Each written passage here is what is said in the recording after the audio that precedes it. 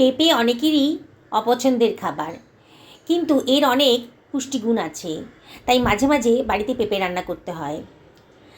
একটা পেঁপের অর্ধেকটা আমি রান্না করব। এটার খোসাটা আমি ভালো করে ছাড়িয়ে নিয়েছি, ভেতরে যে বীজগুলো আছে সেগুলোও ফেলে দিয়েছি, ধুয়ে নিয়েছি। এবার একটা গ্রেটারের সাহায্যে আমি এটাকে গ্রেট করে নিচ্ছি। সমস্ত পেঁপের টুকরোগুলোকে আমি গ্রেট করে নিয়েছি। এটা সরিয়ে রাখলাম। একটা মশলা বানিয়ে নেব। প্রথমে 1 টেবিল চামচ মতো দিয়ে দিলাম জিরে, 1 টেবিল চামচ মতো ধনে, 1 টেবিল চামচ মতো মৌরি, আর দিয়ে দিলাম দারচিনি, লবঙ্গ আর ছোটো এলাচ, আর দিয়ে দিলাম কতগুলো আমন্ড বাদাম। আমন্ড বাদাম না থাকলে আপনারা চিনাবাদামও দিতে পারেন। একটু ড্রাই রোস্ট করে নেবো, তারপর এটা একটা মিক্সার গ্রাইন্ডারের ভেতর দিয়ে দেবো একটু গ্রাইন্ড করে নেওয়ার জন্যে। এবার ওই কড়াইয়ের মধ্যে আমি ঢেলে দেবো 2 টেবিল চামচ মতো সাদা তেল। তেলটা গরম হয়ে গেছে, এর ভেতর দিয়ে দেবো 2খানা শুকনো লঙ্কা আর 1/2 টেবিল চামচ মতো গোটা জিরে। 20 থেকে 30 সেকেন্ড ফ্রাই হয়ে যাওয়ার পর এর ভেতর দিয়ে দেবো গ্রেট করে রাখা পেঁপের কুচিগুলো। পুরো পেঁপের কুচিগুলোই আমি কড়াইয়ের ভেতর দিয়ে দিলাম।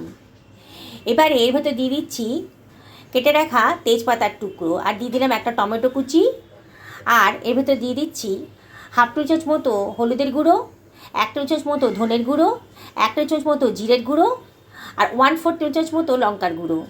এই রান্নাটা একটু মিষ্টি মিষ্টি হবে, তাই লঙ্কার গুঁড়োর পরিমাণটা একটু কমই দিলাম। আর দিয়ে দিলাম 1 টেবিল চামচ মতো লবণ। প্রয়োজন হলে পরে আমি আবার লবণ দিয়ে নেব। এবার সব কিছু ভালো করে মিশিয়ে নিচ্ছি।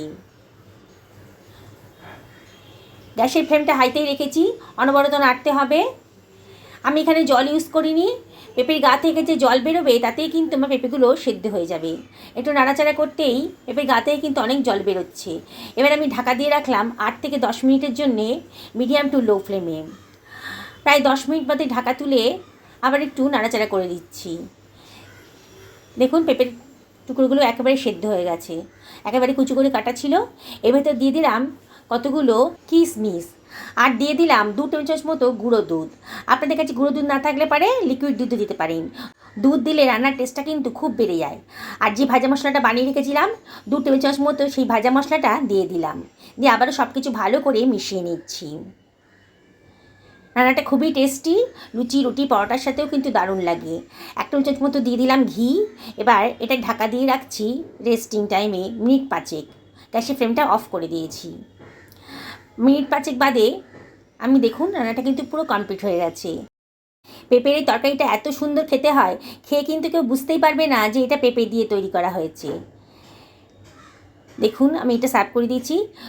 লুচি, রুটি, পরোটা, ভাতের সাথেও কিন্তু দারুণ খেতে লাগে।